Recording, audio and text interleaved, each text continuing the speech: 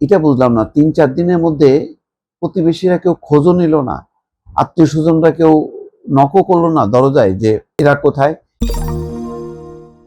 রংপুরে এক পরিবারের ৪ জনের নির্মম হত্যাকাণ্ড কোনোভাবেই ভোলা যাচ্ছে না। খুনের কারণ কি, এ নিয়ে যেই বিষয়টা সামনে আসছে, এটা নিয়ে খুবই মনে হচ্ছে একটা হালকা ব্যাখ্যা, যে তাৎক্ষণিকভাবে একটা বুঝ দেয়া, ইয়াবা সেবনে বাধা দেয় একে একে ৪ জনকে খুন করে।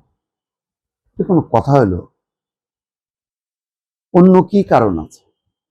একটা দেখলাম যে মেয়ে কন্যা আগামী চক্রবর্তী, তার বিয়ে হওয়ার কথা, তার হবু বরের একটা আবেগঘন স্ট্যাটাস, সেটাও মনকে কাঁদায়। এটা আসলে কোনোভাবেই গ্রহণযোগ্য না। একটা হত্যাকাণ্ডের শিকার হলো, ৩-৪ দিন ধরে লাশগুলো পড়ে থাকলো, তারপরে দুর্গন্ধের সমস্ত বিল্ডিং মানে যখন কি একেবারে ছড়ায় গেল, তখন পুলিশকে খবর দেওয়া হলো, পুলিশ আসলো, তারপরে কি হলো, ২ জনকে আটক করছে, সিদ্ধার্থ দাস ১৯, মুগ্ধ দাস। দেখেন, এই তরুণের বাড়ি গণপতি চক্রবর্তীর বাড়ির কাছে। তারপর বেলা ১:৩০টার দিকে সংবাদ সম্মেলন করে হত্যাকাণ্ড নিয়ে পুলিশ বিস্তারিত তথ্য জানায়। এই ২ জনও সংখ্যালঘু সম্প্রদায়ের। যাক, ভাগ্য ভালো যে ২ জন যদি মুসলমান হতো তাহলে এটাকে আবার উগ্র সাম্প্রদায়িক গোষ্ঠী আবার আর এক ব্যাখ্যা দিত। কিন্তু যে ব্যাখ্যাই দিক না কেন, এইরকম হৃদয় বিদারক ঘটনা মানে সাম্প্রতিককালে আর ঘটেনি। বেশ অনেকদিন পরে একটা ঘটনা ঘটল। এখন এই ঘটনার সঠিক কারণ অনুসন্ধান করা দরকার। এই ২ তরুণ মানে একে একে ৪ জনকে হত্যা করবে, এটা মানতে কষ্ট হচ্ছে। এখন আমাদের তো পুলিশের উপর নির্ভর করা ছাড়া উপায়ও নাই। আমরা তো আর তদন্ত করতে পারবো না, পুলিশই পারবে। কিন্তু আরো বিস্তারিত, আরো অনেক তথ্যপত্র নিয়ে এটার একটা সঠিক কারণ বের করা দরকার। এটা মনে হয় না যে শুধু ইয়াবা সেবনে বাধা দিছে বলে ঘরের মধ্যে ঢুকে এই ২ তরুণ একে একে ৪ জনকে হত্যা করছে। রংপুর মহানগর পুলিশ কমিশনার জানায়, কমিশনার আব্দুল মাহমুদ বলছেন যে ইয়াবা সেবনে বাধা দেওয়ায় গণপতি চক্রবর্তী, অবসরপ্রাপ্ত শিক্ষক, স্ত্রী এবং ২ সন্তানকে পরিকল্পিতভাবে হত্যা করেন সিদ্ধার্থ দাস এবং মুগ্ধ দাস। পরে হত্যার ঘটনা ভিন্ন খাতে নিতে ঘরে জিনিসপত্র ছড়িয়ে রেখে ডাকাতি নাটক সাজানোর চেষ্টা করা হয়। হত্যার কারণ নিয়ে পুলিশের ভাষ্য, প্রথমে বলা হয়েছিল যে ডাকাতির ফলাফল, কিন্তু আমি এটা বুঝলাম না, ৩-৪ দিনের মধ্যে প্রতিবেশীরা কেউ খোঁজও নিল না, আত্মীয় স্বজনরা কেউ নকও করলো না দরজায় যে এরা কোথায়।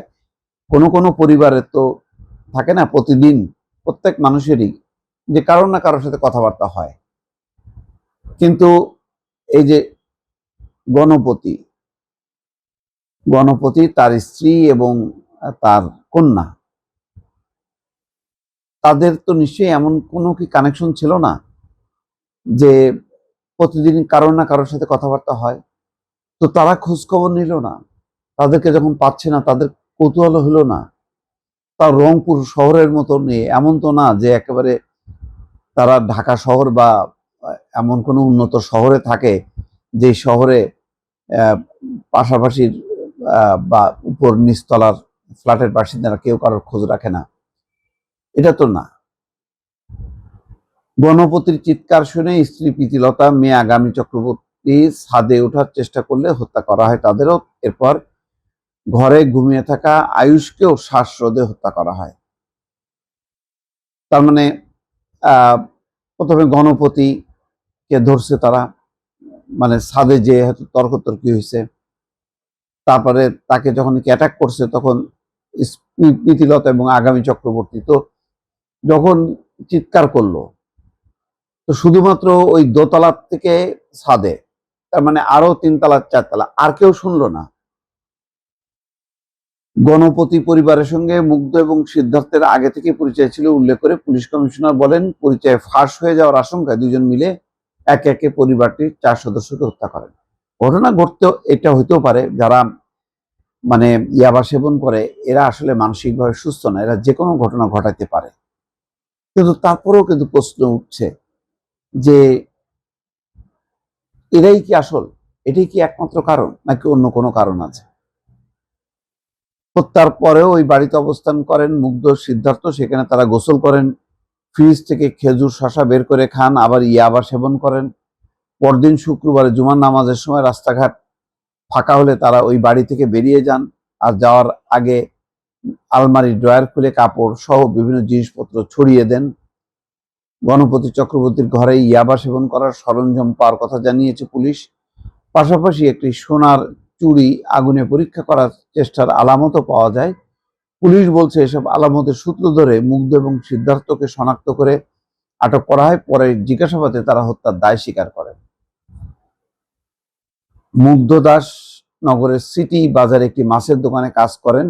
সিদ্ধার্থ দাস নগরের গয়নার দোকানে প্রায় 8 বছর কারিগর হিসেবে কাজ করেছেন। যে ব্যাখ্যাটা পুলিশের এটাই হয়তো হইতে পারে, কিন্তু তারপরও বিশ্বাস করতে কষ্ট হয়।